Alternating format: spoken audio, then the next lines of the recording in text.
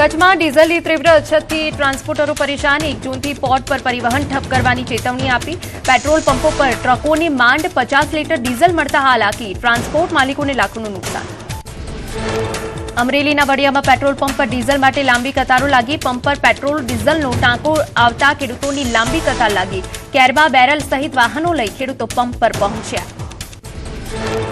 ઈંધણ બચાવવા પીએમ મોદીની અપીલને જોરદાર પ્રતિસાદ રાજ્યપાલ આચાર્ય દેવવ્રતજીએ ટ્રેનમાં અને બસમાં કરી મુસાફરી ગાંધીનગરથી ટ્રેનમાં વડોદરા અને વડોદરાથી બસમાં પંચમહાલના કાલોલ ગયા કાલોલના મલાવ ગામની 2 દિવસની મુલાકાતે છે રાજ્યપાલ અમદાવાદ મનપામાં કામ વગર કરોડોનું ચૂકવણું વિજિલન્સ તપાસમાં મોટું કૌભાંડ ઉઘાડું પડ્યું પાના બદલીને આચરાયું કરોડોનું કૌભાંડ સ્ટ્રોંગ બોટલ લાઇનના કામમાં ગેરરીતિ બદલ 81 લાખથી વધુની વ્યાજ સાથે રિકવરી થશે અમદાવાદ મનપામાં ભ્રષ્ટાચાર સામે લાલાક એએમસી કમિશનર બંછાનિધિ પાનીનો સપાટો કરોડોના ડ્રેનેજ કૌભાંડમાં 4 ઉચ્ચ ઇજનેરો સસ્પેન્ડ એડીસીટી ઇજનેર સહિત 4ને સસ્પેન્ડ કરાયા જવાબદારો સામે એફઆઈઆરના આદેશ ધાંગધ્રાના કોંડ ગામે ખેતરોમાં વીજપોલ નાખવાની કામગીરી સામે ખેડૂતોનો ઉગ્ર વિરોધ પાવરગ્રીડ કંપની સામે ખેડૂતો આક્રમક રસ્તા પર વાહનો આડા મૂકી કામગીરી અટકાવી આડેધડ ખોદકામ કરી ખેડૂતોના ખેતરમાં નુકસાન પહોંચાડી પૂરતું વળતર નહીં આપતા હોવાનો આક્ષેપ આવતીકાલે દેશભરમાં મેડિકલ સ્ટોર્સ બંધ ઓનલાઈન નકલી અને નશાકારક દવાઓ સામે મોરચો સુરત સહિત ગુજરાતભરના કેમિસ્ટો બંધમાં જોડાશે યુવાધનને નશાથી બચાવવા દેશના 12.40 લાખ કેમિસ્ટો આવતીકાલે હડતાળ પર 20 મેના રોજ રાષ્ટ્રવ્યાપી કેમિસ્ટ બંધ ઓનલાઈન દવાઓના વેચાણ માટે કેમિસ્ટોનો હલ્લાબોલ સુરત કલેક્ટરને આવેદનપત્ર આપ્યું યુવાધનને નશાના રવાડેથી બચાવવાની માંગ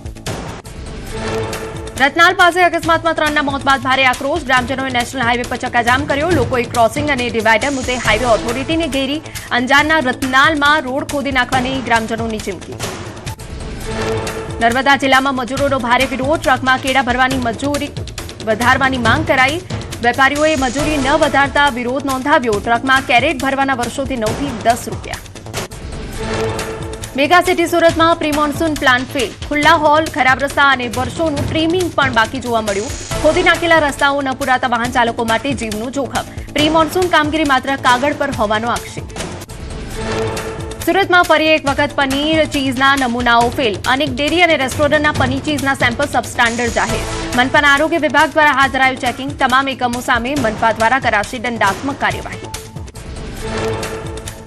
કાંગોમાં જીવલેણ ઇબોલા વાયરસો કહે સંક્રમણથી 120 લોકોના મોત કાંગોમાં ઇબોલાના પ્રકોપ વચ્ચે મોકલાશે નિષ્ણાંતની ટીમો નવા 3 સારવાર કેન્દ્રો ખોલાશે અમેરિકન ડોક્ટર સહિત 7 નાગરિકોની દેખરેખ માટે જર્મની ખસેડાયા લોરેન્સ બિશ્નોઈ કેસમાં સુપ્રીમ કોર્ટમાં સુનાવણી લોરેન્સ બિશ્નોઈની અરજી પર વકીલે સુપ્રીમ કોર્ટમાં દલીલો કરી 60 દિવસે પોલીસ કસ્ટડી સામે સવાલ કર્યા લોરેન્સ બિશ્નોઈ કેસમાં હવે બીએનએસએસની કલમ 267 વ્યાખ્યા કરશે સુપ્રીમ કોર્ટ પૂર્વ નાયબ મુખ્યમંત્રી નીતિન પટેલ પોતાના જ પક્ષના નેતાઓ પર વરસ્યા કહ્યું મોદી સાહેબ અને કમળના જોરે જીતીને કેટલાક નેતાઓ ખિસ્સામાં હાથ નાખીને ફરે છે આજનું કામ કાલ પર ન છોડો જનતા વચ્ચે રહો નર્મદા જિલ્લા અને તાલુકા પંચાયત કેટલીક બેઠકોમાં ભાજપની હારને લઈ સાંસદ મનસુખ વસાવા આક્રમક જિલ્લા પ્રમુખ નીલ રાવ અને મહામંત્રી પર લગાવ્યા આક્ષેપ કહ્યું પ્રચારમાં ના નીકળ્યા એટલે હાર્યા ગુજરાતી 15 મનપાના મેયર અને ડેપ્યુટી મેયરના નામ ટૂંક સમયમાં થશે જાહેર 20 કે 21 મેના રોજ સત્તાવાર જાહેરાત થવાની શક્યતા મનપાની નવી બોડી માટે ભાજપની નો રિપીટ ફોર્મ્યુલા સિનિયર નેતાઓના પત્તા કપાશે ગાંધીનગરમાં નાયબ મુખ્યમંત્રી હર્ષ સંઘવીની ઉપસ્થિતિમાં બેઠક રાજ્યમાં લો એન્ડ ઓર્ડર સહિત તમામ બાબતોની રિવ્યુ બેઠક યોજાઈ બેઠકમાં ડીજીપી સહિતના ઉચ્ચ પોલીસ અધિકારીઓ હાજર રહ્યા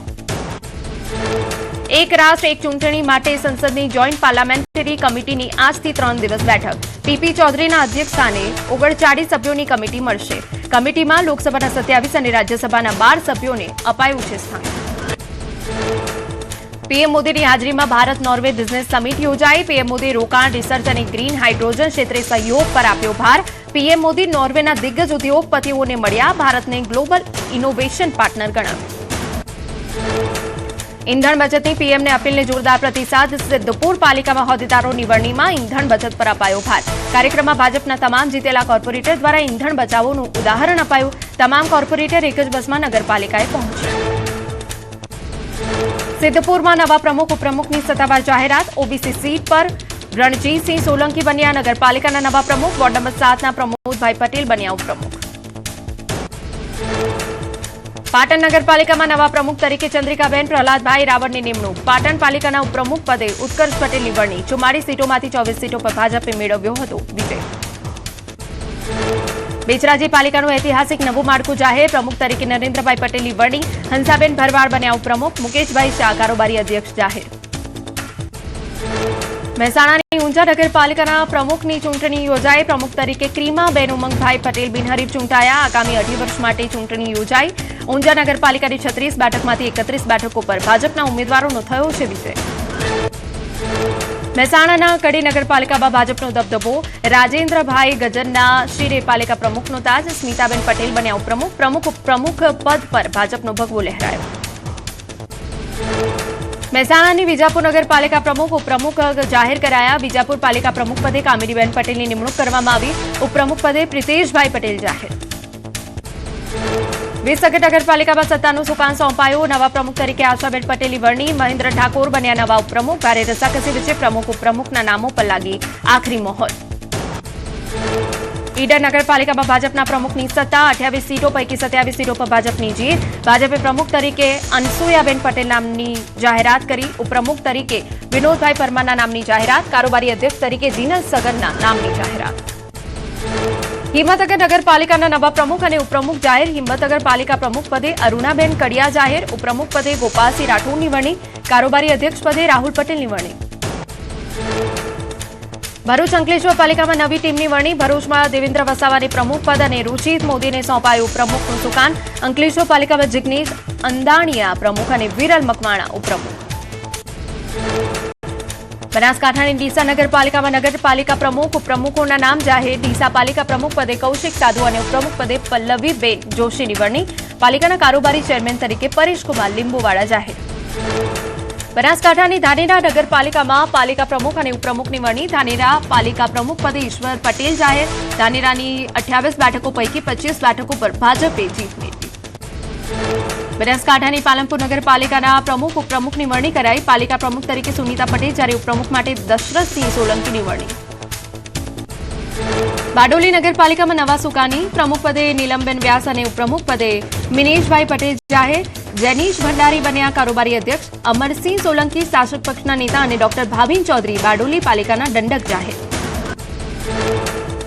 સુરતની કડોદરા નગરપાલિકા પર બીજી વખત ભાજપનો કબજો. કડોદરા પાલિકા પ્રમુખ પદે રામભાઈ ચોસલા. ઉપપ્રમુખ પદે મનીષાબેન મેસોડિયાની કરાઈ વરણી. કારોબારી ચેરમેન સંજય શર્મા અને દંડક તરીકે દીપક કુમાવતે સુકાન સોંપ્યું.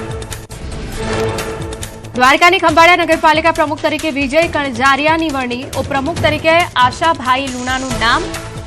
કારોબારી ચેરમેન તરીકે રાજ પાબારીની વરણી. ઉમરેઠ નગરપાલિકામાં પાલિકા પ્રમુખ ઉપપ્રમુખની વરણી. ઉમરેઠ પાલિકા પ્રમુખ પદે મીનાબેન પટેલ જાહેર. ઉપપ્રમુખ પદે મૌલિક કુમાર પટેલ જ્યારે કારોબારી ચેરમેન પદે હેમાલી શુક્લની વરણી કરાઈ. ખંભાત નગરપાલિકાના પ્રમુખ તરીકે મંજુલાબેન રાણા. ઉપપ્રમુખ તરીકે ભૂપેન્દ્રભાઈ પટેલની વરણી. નગરપાલિકાના કારોબારી ચેરમેન તરીકે વિશાલ ભગવતી પ્રસાદ જાનીની વરણી. આણંદ બોરસદ નગરપાલિકાને મળ્યા નવા મહિલા પ્રમુખ. પૂર્વીબેન સંજયભાઈ પટેલની પ્રમુખ તરીકે વરણી. 3.5 વર્ષ બાદ મહિલા પ્રમુખની વરણી કરાઈ. સુરેશભાઈ પરમાર બન્યા ઉપપ્રમુખ. દાહોદ નગરપાલિકામાં પ્રમુખ ઉપપ્રમુખની વરણી. પ્રમુખ તરીકે મીનાક્ષીબેન પૂનમભાઈ નીનામાની વરણી. ઉપપ્રમુખ તરીકે જુગલબેન ચિરાગભાઈ પંડ્યા નિમાયા. કારોબારી ચેરમેન પદે વિમલભાઈ વડવાલાની વરણી.